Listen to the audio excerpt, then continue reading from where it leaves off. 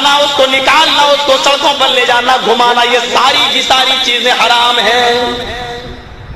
قیامت کے دن تم جناب محمد رسول اللہ کو کیا منہ دکھا سکو گے؟ تم اپنے بزرگوں کو، اپنے اماموں کو، اپنے مولویوں کو بھی منہ دکھانے کے لائق نہیں ہو۔ میں سوال کرتا ہوں کہ ایک بات بتاؤ، تم نے یہ تعزیہ نکالا، کیوں نکالتے ہو؟ کہنے لگے حسین کا ماتم کرتے ہیں۔ ہم نے کہا ویسے تو تم سب کو زندہ مانتے ہو، لیکن حسین کو مرا ہوا کیوں مانتے ہو؟ کہیں وہ مرے نہیں ہیں۔ میں نے کہا جب مرے نہیں ہیں تو پھر ماتم کس کا کرتے ہو؟ کہنے لگے چپ رہو، ہم نے اپنے باپ دادا کو یہی کرتے ہوئے دیکھا، یہ دلیل ہے۔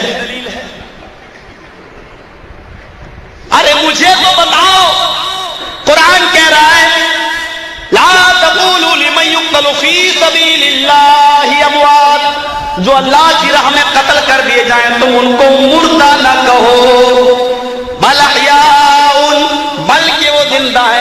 ایک جگہ اللہ نے فرمایا عند ربہم، وہ اپنے رب کے یہاں زندہ ہے، یرزقون، روزی دیے جا رہے ہیں۔ اور ایک جگہ فرمایا کہ وہ زندہ ہے ولکن لا تشعرون، لیکن تمہیں اس کا علم نہیں ہے، تم اس کے بارے میں جانتے نہیں ہو کہ وہ کہاں زندہ ہے۔ چلو یہ تو کلیئر ہو گیا، جو اللہ کی راہ میں قتل کر دیا جائے مردہ ہے یا نہیں، یہ تو ایک اختلافی مسئلہ ہے، لیکن مردہ کہنے سے ہمیں روکا گیا ہے۔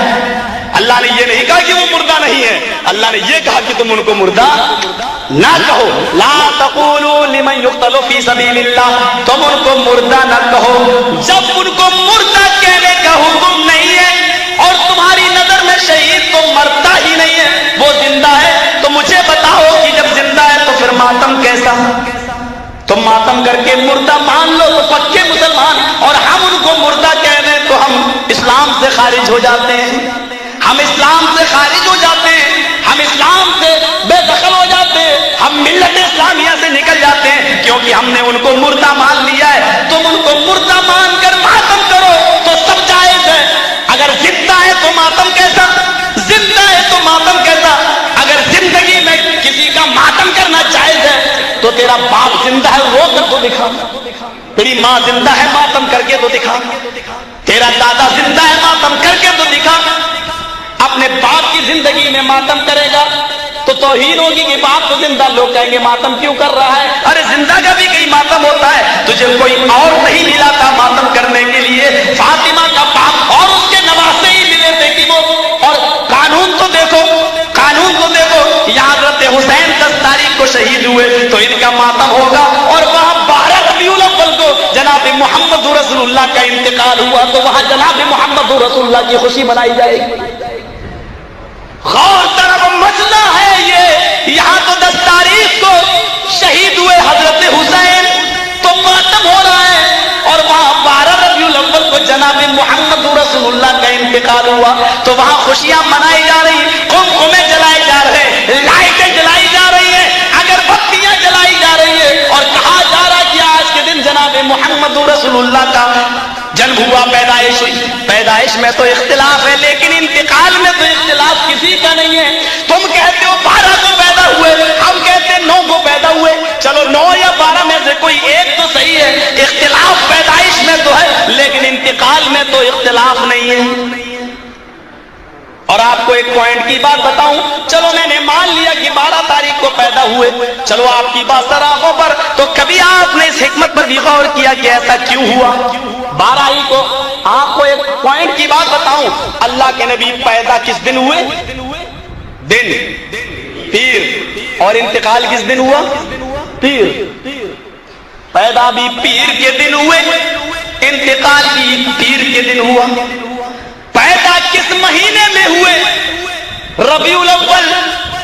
انتقال بھی کس مہینے میں ہوا؟ ربیع الاول۔ پیدا بھی 12 تاریخ کو ہوئے، انتقال بھی 12 تاریخ کو ہوا۔ آئے بریلوی کٹھ ملاؤ، کبھی تم نے غور بھی کیا ہے اس حکمت پر؟ 12 تاریخ کو آپ پیدا ہوئے پیر کے دن، پیر کے دن صرف میلاد ہی نہ بنانا، خوشیاں ہی نہیں منانا، یہ دن آپ کی انتقال کا دن ہے، اس کو بھی سامنے رکھنا۔ 12 ربیع الاول اس مہینے کو صرف خوشی کا مہینہ ہی نہیں بنانا. اگر اس مہینے میں سورج چمکا تھا تو اسی مہینے میں سورج غروب بھی ہوا تھا. اس لیے خوشیاں اتنی نہ منانا کہ غروب ہونے کا انتقال ہونے کا غم بھول جاؤ.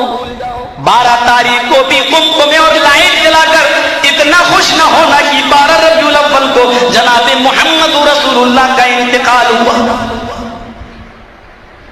اس تاریخ میں امام حسین 10 تاریخ کو پیدا ہوئے تو تم شہادت مناتے ہو, ماتم کرتے ہو. میں پوچھتا ہوں کہ 12 ربیع الاول کا دن تھا اور حضرت فاطمہ چیختی جا رہی تھی. امام بخاری اس روایت کو لاتے کہ 12 ربیع الاول کا دن نبی اکرم کی روح نکل چکی ہے قبض عنصری سے, اور حضرت فاطمہ چیخ چیخ کر کہتی جا رہی ہے واگر بابا منا جا برب بندہ واگر بابا من جنت الفردوس مأوا واگر بابا الى جبریل لنا. ہائے میرے ابو, آپ کو اللہ نے بلایا اور آپ نے اس دعوت کو قبول کر لیا.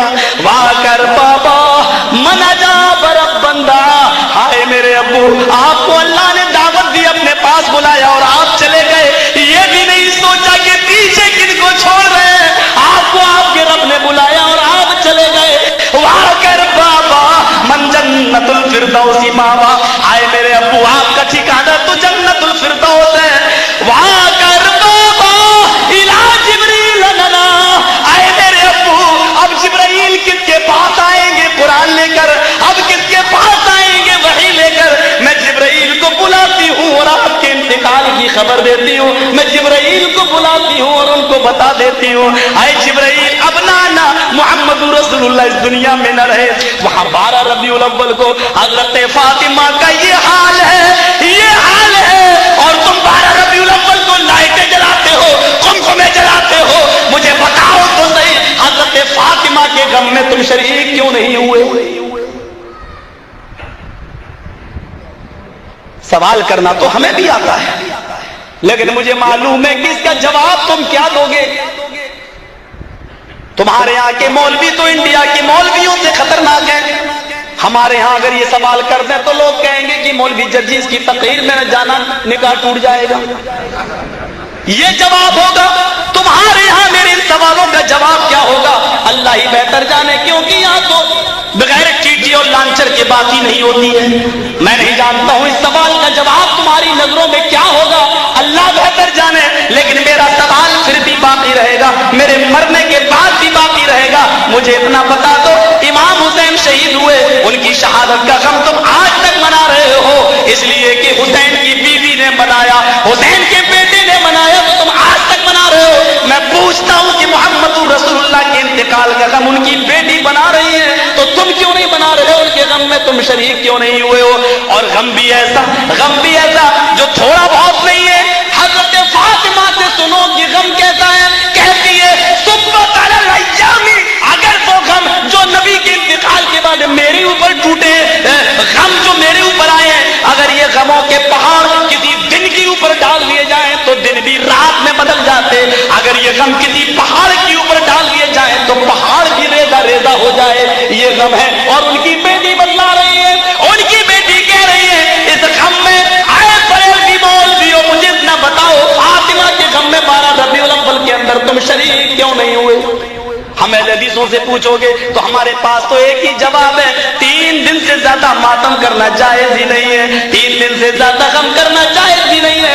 ہم تو ایک ہی جواب دیں گے, اور یہ طریقہ, یہ اصول بھی ہم نے سیکھا ہے تو جناب محمد رسول اللہ صلی اللہ علیہ وسلم کی تعلیم سے سیکھا ہے. تم تو مانتے ہی نہیں ہو. تم بتاؤ کہ تمہارا جواب کیا ہوگا. حسین کا ماتم اب تک کیا آ رہے ہو, حالانکہ وہ زندہ بھی ہے تمہاری نظروں میں, پھر بھی ماتم کرتے چلے آ رہے ہو. مجھے بتاؤ کہ جناب محمد رسول اللہ کا غم فاطمہ منا رہی ہے. حضرت عائشہ جن کی شادی ہوئی, مسند احمد کی صحیح روایت ہے, حضرت عائشہ کی شادی ہوئی, پہلی رات ہے, نبی اکرم کے ساتھ لیٹی ہوئی ہے, بستر پہ سو رہی ہے. رات میں خواب دیکھتی ہے کہ آسمان پر 3 چاند چمک رہے ہیں. تینوں چاند بہت زیادہ چمک رہے ہیں, لیکن ایک چاند بہت زیادہ روشن ہے, دوسرا اس سے کم, تیسرا اس से कम। अम्मा आयशा ख्वाब देखती है कि सबसे ज्यादा जो चांद चमक रहा है वो टूट कर मेरे हुजरे में गिरा, फिर दूसरे नंबर पर थोड़ी देर बाद चांद टूटा, वो मेरे हुजरे में गिरा, फिर तीसरे नंबर पर चांद टूटा, वो मेरे हुजरे में गिरा। सुबह हुई, अपने नबी से, अपने शौहर से ये ख्वाब पूछना चाहती है, लेकिन हिम्मत नहीं पड़ी कि मेरे नबी, अभी नई नई बीवी हूं, चलो फिर कभी पूछ लूंगी, अभी तो जिंदगी भर रहना नबी के साथ। हजरत अबू बकर आए, कहने लगे बेटी आया आयशा, तुझे तेरी माँ याद कर रही है। अल्लाह के नबी से कहते हैं आपकी इजाजत हो तो मैं आयशा को घर से ले जाऊं और अपनी बीवी से उसकी माँ से मिला लाऊं, शाम को फिर आपके घर छोड़ दूंगा। फरमाया आपकी बेटी भी है, ले जाओ। हजरत आयशा को ले गए। हजरत आयशा अपनी माँ और बाप के साथ खाना खा रही हैं और कहती हैं अब्बू जान आपको भी तो ख्वाब की ताबीर का इल्म है, आप ही बता दीजिए आज की रात मैंने ख्वाब देखा है कि सबसे ज्यादा चमकने वाला चांद टूट कर मेरे हुजरे में गिरा। हजरत अबू बकर सिद्दीक की आंखों में आंसू आ गए। कहा आयशा क्या तुमने ख्वाब को जनाब मोहम्मद रसूलुल्लाह से बयान तो नहीं फरमा दिया? फरमाया नहीं। कहा मेरी बेटी नबी अकरम से ख्वाब की ताबीर न पूछना, जब ये तेरा ख्वाब पूरा होगा तो मैं खुद तुझे बता दूंगा, मैं तुझे बता दूंगा। हजरत आयशा जब अल्लाह के नबी के पास आई तो उम्र थी 9 साल, फिर ख्वाब देखती है 10 साल की हो गई, 11 की, 12 की, 13 की, 14 की, 15 की, 16 की, 17 की, और जब 18 की हुई तो जनाब मोहम्मद रसूलुल्लाह का इंतकाल हो गया। 9 से 18 साल, पूरे 10 साल वो जनाब मोहम्मद रसूलुल्लाह की खिदमत में रही। वो भी इस ख्वाब को भूल गई कि कब मैंने देखा था और उसका तस्करा नहीं किया। आज जनाब मोहम्मद रसूलुल्लाह को दफन किया जा रहा है, मिट्टी दी जा रही है और सहाबाए किराम उस मिट्टी को देने के बाद वापस आ जाते हैं। हजरत आयशा सुबह होकर बैठी हुई है, अपने शौहर की कब्र को देख रही है, अपने प्यारे सरताज की कब्र को देख रही है। हजरत अबू बकर सिद्दीक अपनी बेटी के पास आते हैं, बेटी ने आंसू पोंछे, गोया कि वो अपने बाप को ये बताना चाहती है कि मैं रो नहीं रही हूं, मैं गम नहीं कर रही हूं। हजरत अबू बकर कहते हैं हाँ मेरी बेटी क्या बात है? कहा कि मुझे कुछ खुशियां मिली है। कहा क्या खुशियां मिली है आयशा?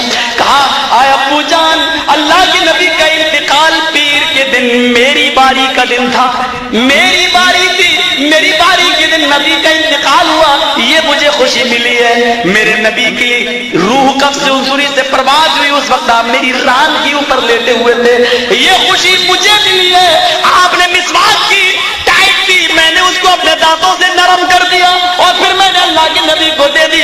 आखिरी वक्त में मेरा लुआब अल्लाह के नबी के लुआब से मिल गया, ये खुशी भी मुझे मिली। फरमाया बेटी ये खुशियां तुझे मुबारक हो, मैं तो अपना वादा पूरा करने आया।